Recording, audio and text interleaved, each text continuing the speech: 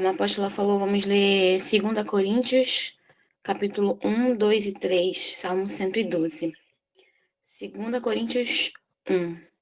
Paulo, apóstolo de Cristo Jesus, pela vontade de Deus, e Timóteo, nosso irmão, a igreja de Deus que está em Corinto, com todos os santos de toda a Acaia. Graça e paz a vocês da parte de Deus, o nosso Pai, e do Senhor Jesus Cristo. Bendito seja o Deus e Pai do nosso Senhor Jesus Cristo, Pai das misericórdias e Deus de toda consolação, que nos consola em todas as nossas tribulações, para que possamos consolar os que estão passando por tribulações com a consolação que recebemos de Deus. Pois, assim como os sofrimentos de Cristo transbordam sobre nós, também por meio de Cristo transborda a nossa consolação. Se somos atribulados, é para a consolação e salvação de vocês. Se somos consolados, é para que vocês tenham consolo, que os ajude a suportar com paciência os mesmos sofrimentos que estamos padecendo. A nossa esperança em relação a vocês está firme, porque sabemos que, da mesma forma que participam dos nossos sofrimentos, participam também da nossa consolação. Irmãos, não queremos que vocês desconheçam as tribulações que sofremos na província da Ásia, que foram muito além da nossa capacidade de suportar, a ponto de perdermos a esperança de escapar com vida. De fato, havia sobre nós a sentença de morte, para que não confiássemos em nós mesmos, mas Deus, que ressuscita os mortos. Ele nos livrou e nos livrará de tal perigo de morte. Nele temos depositado a nossa esperança de que continuará a nos livrar. Enquanto vocês nos ajudam com as suas orações, assim muitos darão graças por nossa causa, pelo favor que nos será concedido em resposta às orações de muitos. Disto temos orgulho.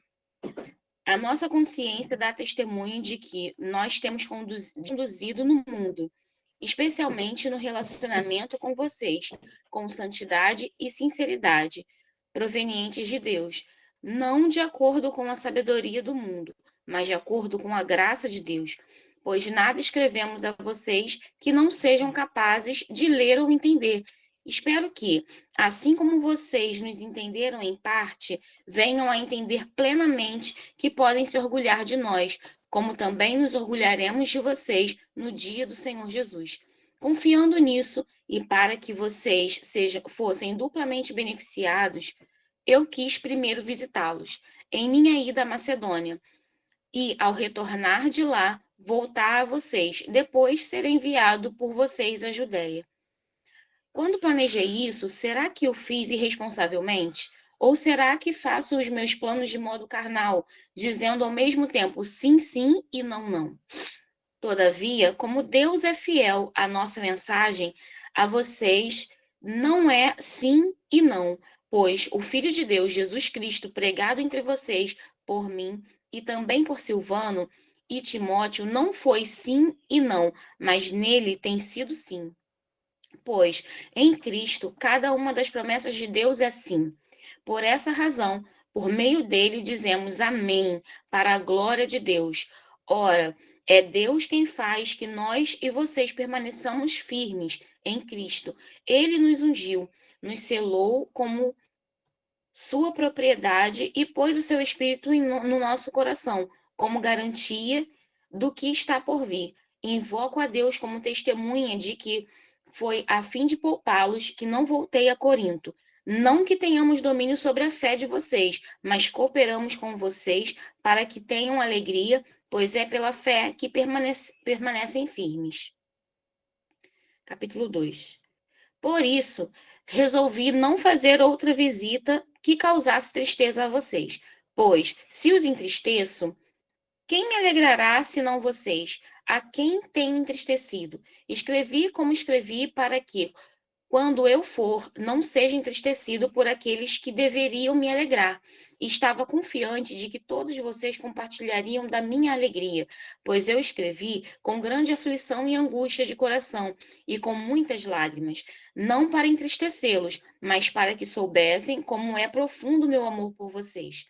Se alguém tem causado tristeza, não a tem causado apenas a mim, mas até certo ponto, a todos vocês, sem ser demasiadamente severo. A punição que foi imposta a este pela maioria é suficiente. Agora, ao contrário, vocês devem perdoá-lo e consolá-lo, para que ele não seja dominado por excessiva tristeza. Portanto, peço-lhes que reafirmem o amor que têm por ele. Eu escrevi com o propósito de saber se vocês seriam aprovados, isto é, se seriam obedientes em tudo.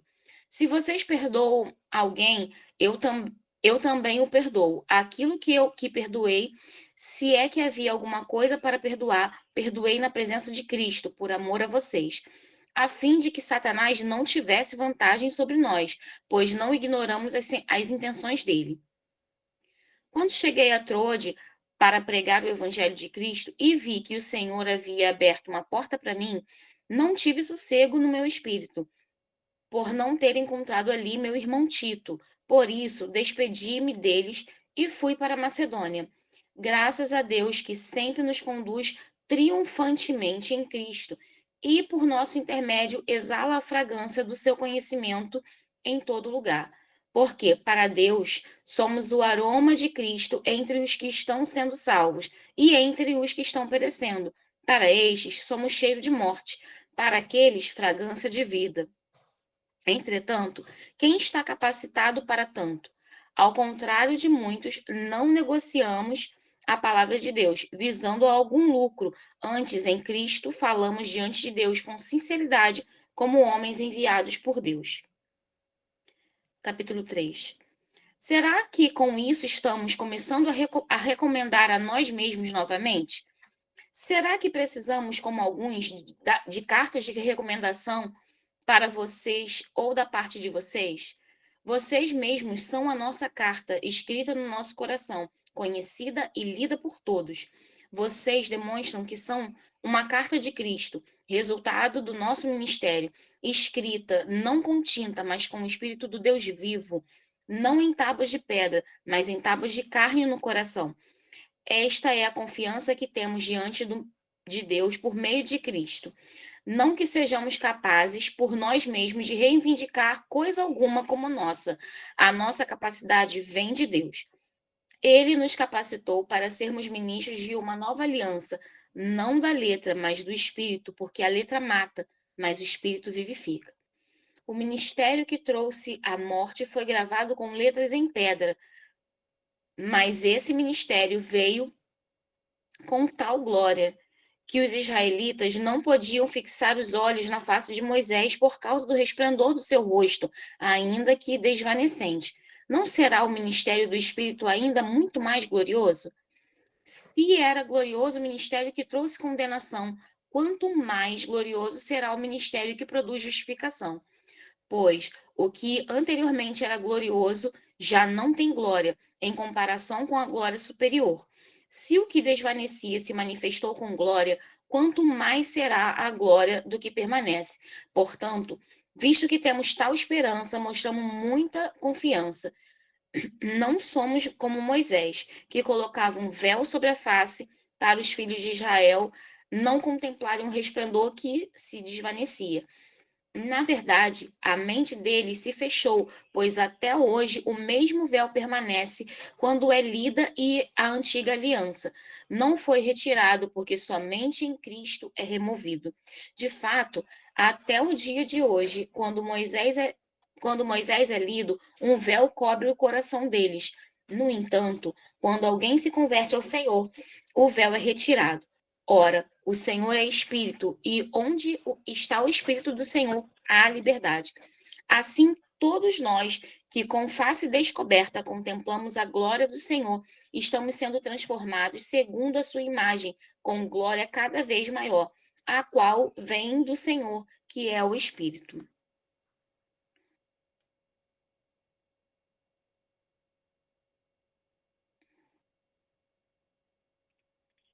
Livro de Salmos agora, capítulo 112. Aleluia! Bem-aventurado aquele que teme ao Senhor e tem grande prazer nos seus mandamentos. Os seus descendentes serão poderosos na terra. A geração dos justos será abençoada. Grande riqueza há na sua casa, e a sua justiça dura para sempre. A luz raia nas trevas para o íntegro, para quem é misericordioso, compassivo e justo. Tudo irá bem ao que empresta generosamente e com justiça conduz os seus negócios. Certamente, o justo jamais será abalado. Para sempre se lembrarão dele. Não temerá mais notícias. O seu coração está firme e confiante no Senhor. O seu coração está seguro e nada temerá.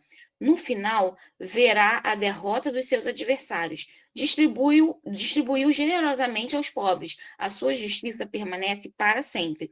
O seu poder será exaltado em honra. O ímpio o vê e fica irado. Range os dentes e definha. O desejo dos ímpios perecerá. Amém.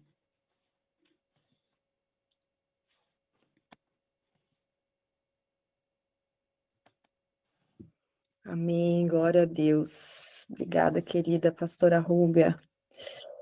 Bênção demais. Manhã com palavra de consolo que o apóstolo Paulo nos traz, palavra de consolo das promessas do Senhor e também palavras de sabedoria quanto à abertura dos olhos da visão em relação à palavra, né?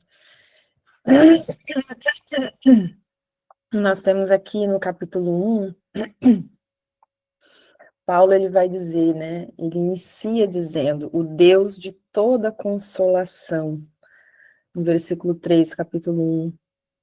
Então ele vai trazer aqui, ele usa uma linguagem que ressoa as bênçãos, né? As bênçãos judaicas, ele já inicia assim, Paulo como um bom judeu, né? Ele já traz aqui a brachá, brachot, que quer dizer bênçãos em hebraico. Então ele conecta aqui o conceito do Espírito Santo, né, como nosso consolador. Então, no primeiro capítulo ele já vai trazendo aqui essa bênção, né, essa palavra de bênção, de renovo, de fortalecimento. Ele vai dizer, olha, como nós sofremos com ele, né, assim como ele sofreu e como nós sofremos, nós também somos consolados. Então, a comunidade, né, que em seus sofrimentos, em suas batalhas, em suas guerras, também nos capacita a consolar a outros, né? Porque nos torna pessoas que são empáticas, que têm empatia em relação ao outro. E isso é muito extraordinário, porque quando a gente vai ver os deuses gregos, né, os deuses romanos, a figura desses deuses, que nós sabemos, né, que de deuses não tem nada, né, são demônios, espíritos caídos, mas qual é a visão que é passada, né, aqueles deuses lá no alto, intocáveis, né, distante, grandes, né, mas nós vemos que o nosso rei, todo poderoso, glorioso, a qual o Senhor lhe deu toda a autoridade sobre céu, terra e debaixo da terra, ele desce, ele sofre, ele sente na carne o que é a rejeição, o que é a traição, o que é a calúnia, ele sente na carne dele vários níveis de sofrimento, ele sente na carne dele a violência, o espancamento, o desprezo. Então, o nosso Deus, o nosso Rei, ele sentiu na carne dele o sofrimento humano. Ele é capaz de nos compreender, porque ele se fez carne. E isso é muito poderoso, queridos. Isso é muito poderoso.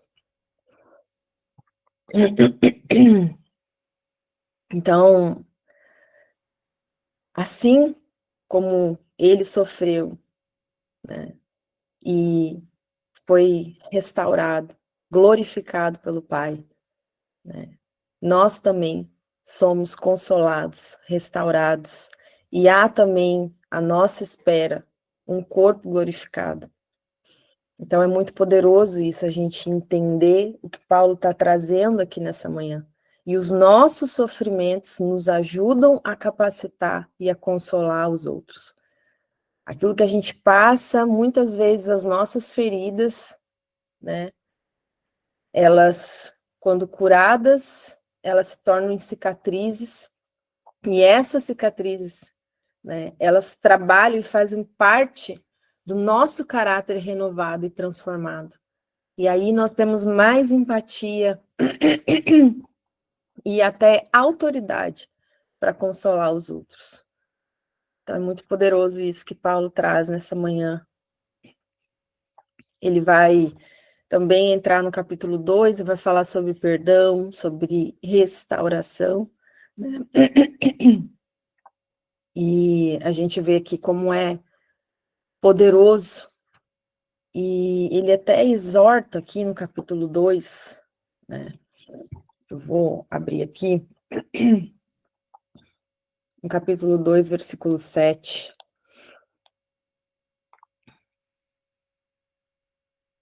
Vou ver aqui na NVI como é que tá. Olha. Deus, porém, que consola os abatidos, consolou-nos com a chegada de Tito, e não apenas com a vinda dele, mas também com a consolação que vocês lhe ministraram. Ele nos falou da saudade, da tristeza, da preocupação de vocês por mim, de modo que a minha alegria se tornou ainda maior. Mesmo que minha carta tenha causado tristeza, não me arrependo. É verdade que, no princípio, me arrependi, pois percebi que a minha carta os entristeceu, ainda que por pouco tempo. Agora, porém, me alegro, não porque vocês foram entristecidos, mas porque a tristeza os levou ao arrependimento. Pois vocês se entristeceram como Deus desejava, e de forma alguma foram prejudicadas nessa causa. A tristeza, segundo Deus, produz um arrependimento que leva à salvação, e não remorso. Mas a tristeza, segundo o mundo, produz a morte. Gente, olha que chave isso. Meu Deus, é muito poderoso. Vejam o que a tristeza, segundo Deus, produziu em vocês. Que dedicação, que desculpas, que indignação, que temor, que saudade, que preocupação, que desejo de ver a justiça feita. Em tudo vocês se mostram inocentes a esse respeito. Uau, poderoso, né? Como abre aqui a nossa visão em relação a isso. Paulo aqui, ele traz uma chave no sentido de que a carta dele ali, né, as cartas de Paulo são cartas fortes, e ele é muito determinado e muito comprometido com o reino, quando ele exorta, quando ele fala a verdade. E ele até fala que algo interessante, que ele até se preocupou, né, da carta dele ter trazido tristeza, mas ele consegue ver que aquela carta, embora tenha trazido tristeza, foi uma tristeza segundo Deus, não uma tristeza segundo o mundo que produz morte, mas uma tristeza que ela leva ao arrependimento verdadeiro e não ao remorso, porque remorso é totalmente diferente de arrependimento, porque o arrependimento produz frutos de arrependimento, né? E aí ele vai dizer aqui que, né, Deus desejava que fosse produzido esse arrependimento, que veio por meio desse sentimento da tristeza, né, que no começo parece ser ruim, mas depois aquilo ali vai produzir frutos. frutos de excelência, e ele fala aqui, ó, dedicação, né, temor, preocupação, desejo de justiça feita, né, ele vai trazer aqui, ele vai gerar sentimentos mais nobres, visão mais nobre, vai gerar mudança de comportamento, né, então é muito poderoso isso, quando Paulo traz isso no sentido da gente entender que muitas vezes, né, ao ser exortado, disciplinado, corrigido, muitas vezes aquilo vai produzir uma tristeza temporária, mas é uma tristeza segundo Deus, porque dela vem ali junto o arrependimento e produz, né, frutos excelentes em nossas vidas. No capítulo 3, ele traz algo muito poderoso relacionado à questão do véu, né? Da remoção do véu. Paulo, ele está falando aqui sobre um aspecto muito importante. E ele vai falar aqui, deixa eu abrir aqui no capítulo 3.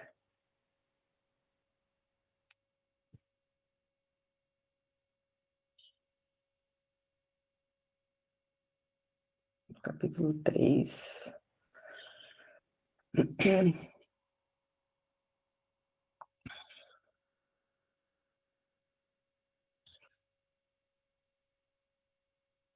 Opa, abrindo o 8 aqui, só um minutinho. 3:16. Ele vai dizer assim, olha: não somos, pois, como Moisés, que colocava um véu sobre a face, para que os israelitas não contemplassem o resplendor que desvanecia, né? Porque quando Moisés subia para falar com o Senhor, o rosto dele voltava resplandecente, né? E os israelitas ali, eles tinham medo daquela glória que estava ali sobre Moisés. Então Moisés, ele colocava um véu, né? E aí ele falava as coisas que o Senhor tinha falado com ele, mas com aquele véu ali na frente. E aquela glória ia se desvanecendo, né? Ia saindo. Quando assim que ele saía da presença do Senhor, aquilo ali estava resplandecendo, o rosto dele resplandecia como um sol, a glória do Senhor, pela proximidade com o qual ele falava com o Senhor. Imagina que coisa extraordinária. E aí ele ia ter com o povo, repassar aquilo que o Senhor tinha falado, só que ele cobria com um véu, né? E aí, Paulo vai dizer assim, ó, né? Nós não somos como Moisés, que colocava um véu sobre a face para que os israelitas não contemplassem um resplendor que se desvanecia. Na verdade, a mente deles se fecharam, pois até hoje o mesmo véu permanece quando é lida a antiga aliança. Não foi retirado. Por quê? Por que que não foi retirado? Paulo explica aqui por que que esse véu não foi retirado, né? Porque em Cristo, porque somente em Cristo ele é removido, né? Lembram quando Yeshua, ali no momento em que ele expirou, né? O véu se rasgou. No momento em que ele morre na cruz, o véu se rasga. Isso aqui é muito extraordinário, que conecta muito com essa questão aqui também, né, de Moisés, né, de rasgar o véu. E aí ele vai dizer aqui, ó, a mente deles se fecharam. De quem que ele está falando aqui? De quem que ele está falando? Ele está falando dos irmãos, dos nossos irmãos judeus, que não creem em Yeshua. Então, eles leem a palavra, né? Mas eles estão lendo com um véu. Porque eles não creem em Yeshua, é o que Paulo fala. Somente, né, em Cristo esse véu é removido. Aí ele vai dizer assim, ó, na verdade, a mente deles se fecharam, pois até hoje o mesmo véu permanece quando é lida a antiga aliança. Não foi retirado, porque somente em Cristo ele é removido. De fato, até o dia de hoje, quando Moisés é lido, um véu cobre os seus corações. Aí ele vem e fala assim, ó, mas quando alguém se converte ao Senhor, né? Olha que tremendo. O véu é retirado. Então ele traz aqui algo muito forte, que aquele que não crê em Yeshua, ele não é convertido ao Senhor, né? Ele rejeita aquele que Deus enviou, ele rejeita, ele está rejeitando o Mashiach, ele está rejeitando o Messias. Então, ele vai dizer, ora, o Senhor é Espírito, e onde está o Espírito, ali a liberdade. Em todos nós que, com a face descoberta, contemplamos a glória do Senhor, segundo a sua imagem, estamos sendo transformados com glória cada vez maior, a qual vem do Senhor, que é Espírito. Forte isso, né? Muito forte.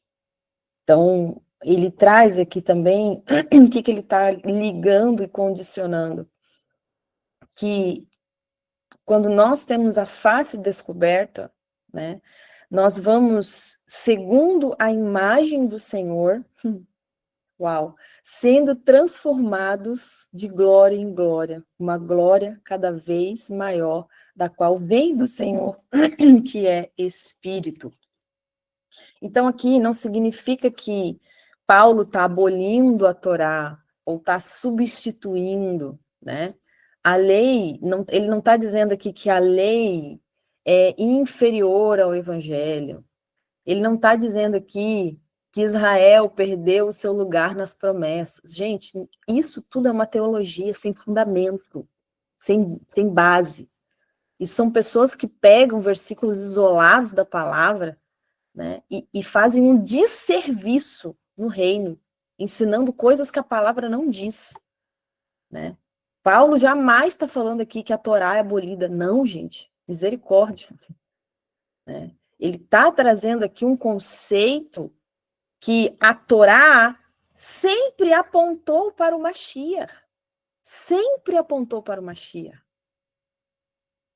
Né? O véu aqui, ele está dizendo que o véu, ele impedia de ver as conexões messiânicas já presentes. O véu, ele está dizendo que eles têm uma limitação de ver e enxergar claramente. Esse véu é como se fizesse com que o coração deles aqui fosse fechado em relação a isso. Entende? E até nisso, queridos, Deus tem propósito. Até nisso, Deus tem propósito.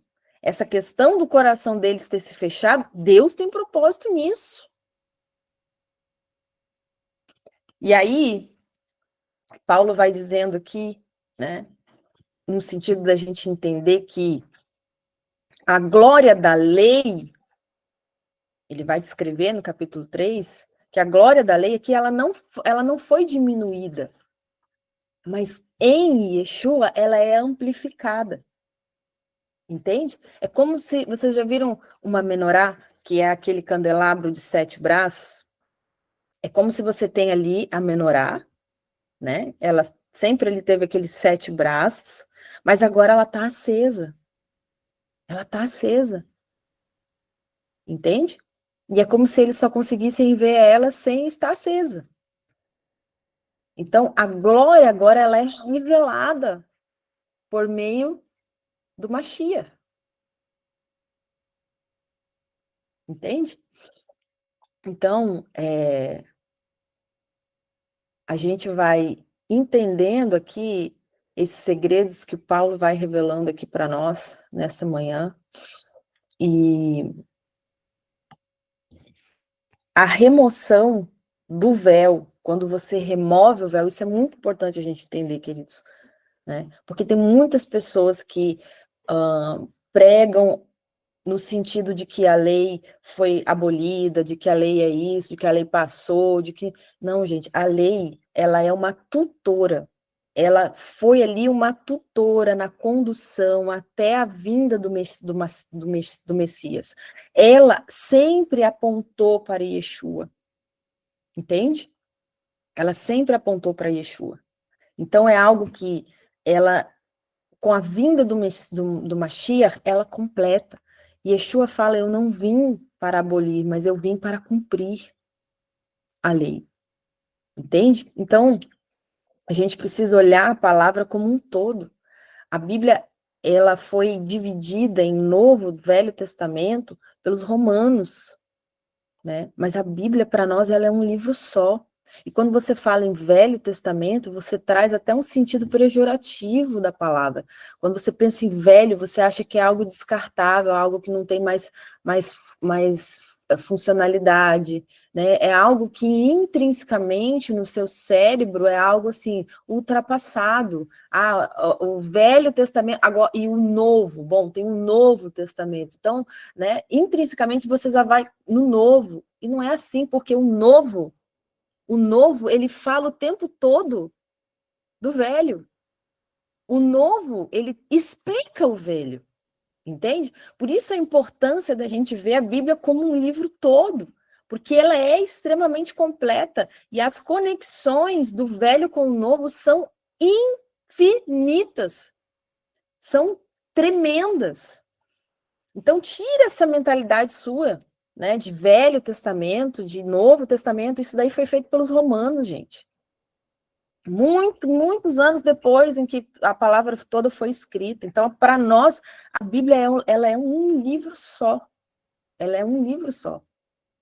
Então, quando Paulo ele está falando aqui da remoção do véu, ele não está anulando a Torá. O que é a Torá? Quando eu falo Torá, o que é a Torá? Torá são os 5 primeiros livros da Bíblia. Só isso, tá? Quando você ouvir falar sobre Torá, são os 5 primeiros livros da Bíblia. É isso, tá? E a Torá, ela contém as leis de Moisés, as leis que o Senhor entregou para Moisés entregar para o povo. Tá bom?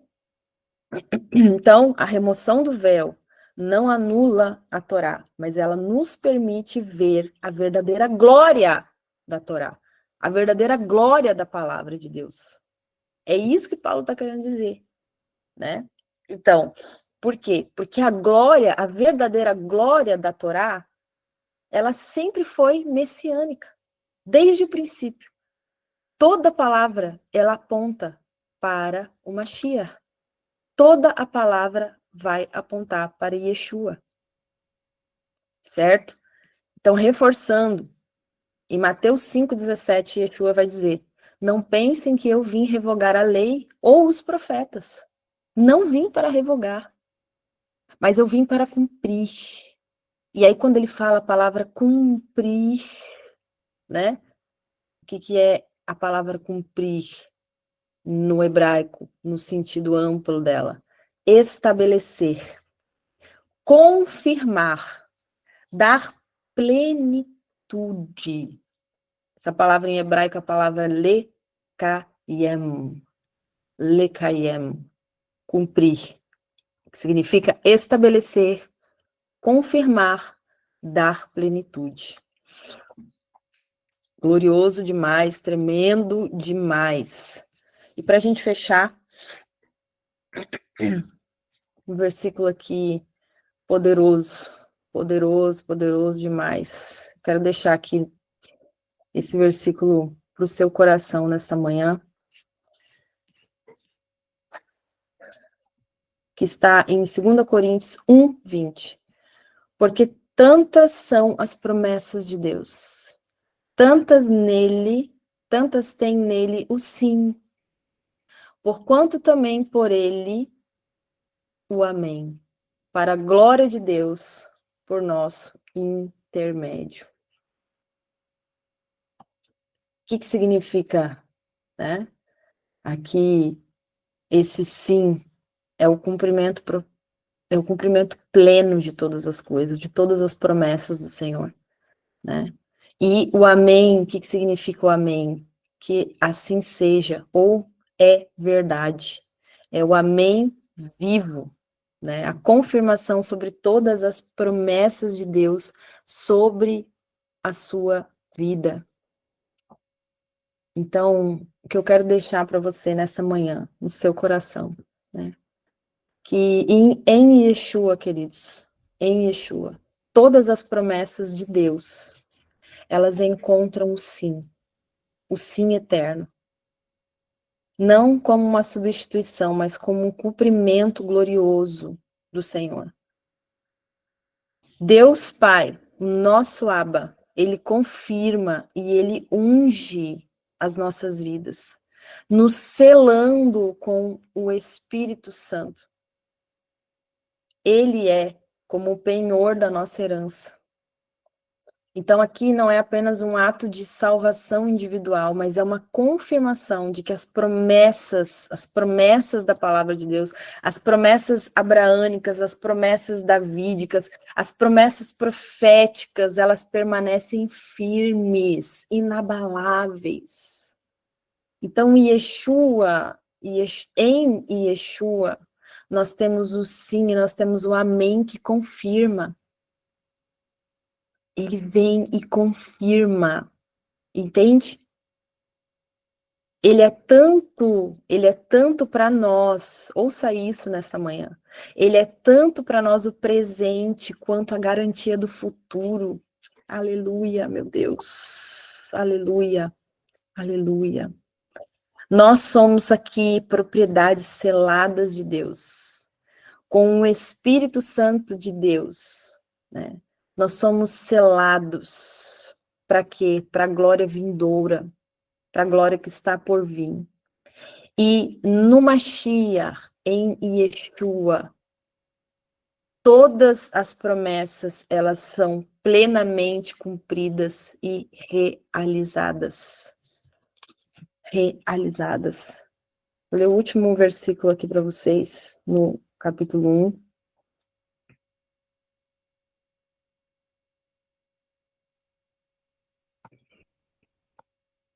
Ora, é Deus que faz que em nós e em vocês permanecemos firmes em Cristo. Ele nos ungiu, ele nos selou como sua propriedade e pôs o seu Espírito em nossos corações como garantia do que está por vir. Amém? Então, ouça uma coisa aqui nessa manhã. Aquilo que antes você pensava assim, talvez, né? Essa palavrinha aqui, talvez. Em Yeshua, o talvez, ele se torna certamente. Certamente. Certamente. Não há dúvidas. Mas nele nós temos o sim e o amém. Que Deus te abençoe poderosamente. Amanhã estamos firmes e fortes, juntos no propósito, com a glória do Eterno. Shalom, shalom, bom dia.